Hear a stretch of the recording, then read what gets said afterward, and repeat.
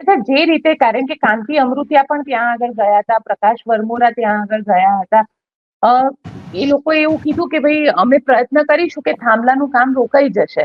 તમને લાગે છે કે ભાજપના નેતા ત્યાં ગયા અને પોતે મંત્રી ત્યાં આગળ ગયા, છતાં પણ ભાજપના 13 ધારાસભ્યો, સંસદ સભ્યોએ પત્રો લખ્યા છે કે ગુજરાતના બ્યુરોક્રેટ્સ, અધિકારીઓ અમારી વાત માનતા નથી, બેફામ દારૂ ડ્રગ્સ આવી રહ્યો છે, અમને સાંભળતા નથી, અમને ગણગારતા નથી. આવા 13 પત્રો ભાજપના ધારાસભ્યો, સંસદ સભ્યોના છે. ક્યાં ભાજપના નેતાઓનું, ચૂંટાયેલા ધારાસભ્ય, સંસદ સભ્યો જે છે ભાજપના, એને બ્યુરોક્રેટ્સ ગાંઠતા નથી? કેમ? એમનું સીધું HM કે CM કે બીજા કેબિનેટના અમુક માણસો જોડે સેટિંગ હોય એટલે બાકીના ધારાસભ્યની કિંમત ભાજપમાં ભાજીમૂળા જેવી છે. એના કરતા લડીને આંદોલન કરીને બે કામ અમે કરાઈ જઈએ છીએ. બાકી એમની તો કોઈ હેસિયત બચી જ નથી.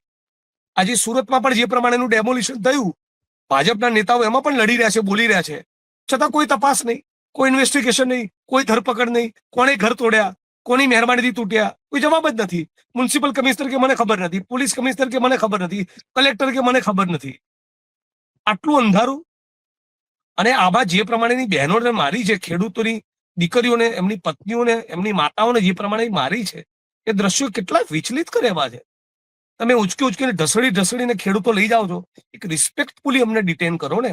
ડિટેન કરવા જ હોય, ડિટેન કરવા પડે એમ હોય, પ્રિવેન્ટિવ એક્શન એટલે કે અટકાયતી પગલા ભરવાની ફરજ પડે એમ હોય, તો એમાં પણ તમારી કંડક્ટને ઠીક રાખો ને. તમે જગતના તાત ખેડૂતોને ડિટેન કરી રહ્યા છો. તમે કોઈ આરોપીને ડિટેન નથી કરી રહ્યા.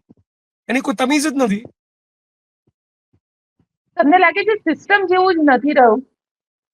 આખી ગુજરાતમાં આખું જે ગવર્નન્સ કહેવાય, જેને સિસ્ટમ કહેવાય, કોલેપ્સ થઈ ગઈ છે. 150 સીટોનો ઘમંડ.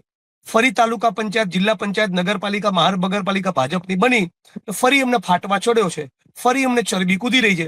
હમણાં ચૂંટણી નજીક છે નહીં, નાખો થાંભલા.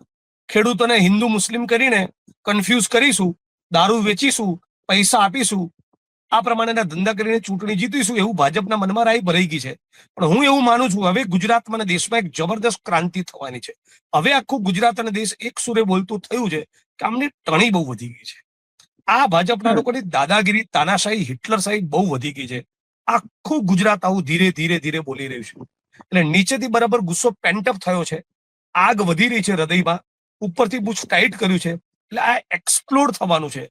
કોઈક એક મોટી ક્રાંતિ ગુજરાતમાં અને દેશમાં થશે, મને એવા લક્ષણો દેખાઈ રહ્યા છે.